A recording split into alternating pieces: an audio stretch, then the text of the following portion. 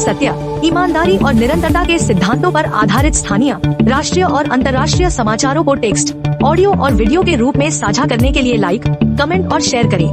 तिब्बती बौद्धों के आध्यात्मिक प्रमुख दलाई लामा ने बुधवार 2 जुलाई को इस बात की पुष्टि कर दी कि दुनिया को अगला दलाई लामा मिलेगा। इस घोषणा के बाद चीन ने शर्त रख दी है। अमेरिकी राष्ट्रपति डोनाल्ड ट्रंप ने जापान को धमकी दी है कि अगर अगले हफ्ते की समयसीमा से पहले दोनों देशों के बीच समझौता नहीं हुआ तो वो जापान पर 30% या 35% का टैरिफ लगा देंगे।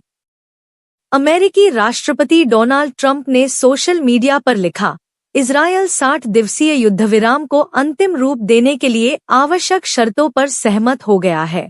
इस दौरान हम युद्ध को समाप्त करने के लिए सभी पक्षों के साथ काम करेंगे। क्वाड देशों ने पहलगाम आतंकी हमले को एक निंदनीय कृत्य भी बताया है। साथ ही सभी क्वाड देशों के विदेश मंत्रियों ने संयुक्त राष्ट्र के सदस्य देशों से इस संबंध में संबंधित अधिकारियों से सहयोग का आग्रह किया है। ईरानी संसद ने ठीक एक हफ्ते पहले बुधवार 25 जून को संयुक्त राष्ट्र की इस परमाणु निगरानी संस्था के साथ सहयोग खत्म करने वाले विधेयक को मंजूरी दे दी थी। ईरान ने अपने न्यूक्लियर ठिकानों पर अमेरिका और इजरायल के हमले के बाद यह फैसला लिया है। सिंडी सिंह को आखिरी बार 22 मार्च 2023 को टेक्सास में देखा गया था, जब वह अपने पति अर्शदीप सिंह और 6 बच्चों के साथ भारत जाने वाली एक इंटरनेशनल फ्लाइट में सवार हुई थी। जानकारी देने पर मिलेगा 2 रुपए करोड़ से अधिक का इनाम। पश्चिमी देशों के लगाए आर्थिक प्रतिबंधों के बावजूद भारत और चीन जैसे देशों रियायती दर पर रूस से तेल खरीद रहे हैं। इसी वजह से वे अमेरिका के इस प्रस्तावित कानून के टारगेट पर आ गए हैं।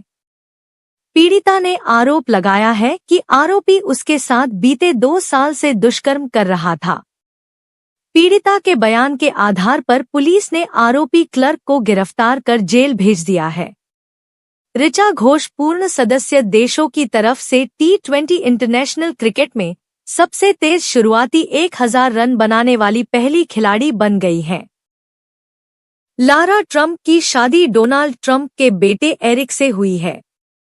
वो नॉर्थ कैरोलिना की ही मूल निवासी हैं और उन्होंने 2024 के चुनाव में रिपब्लिकन नेशनल कमेटी के सह-अध्यक्ष के रूप में कार्य किया।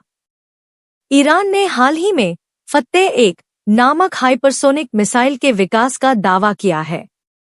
अगर ये दावा सही है तो ये ध्वनि की गति से कई गुना अधिक रफ्तार से हमला करने वाली दुनिया की सबसे उन्नत मिसाइलों में से एक होगी। यूरोप के कई देश अब इस आंकड़े पर गर्मी झेलने के लिए मजबूर हैं। तापमान 100 साल में पहली बार 40 के पार पहुंचा है।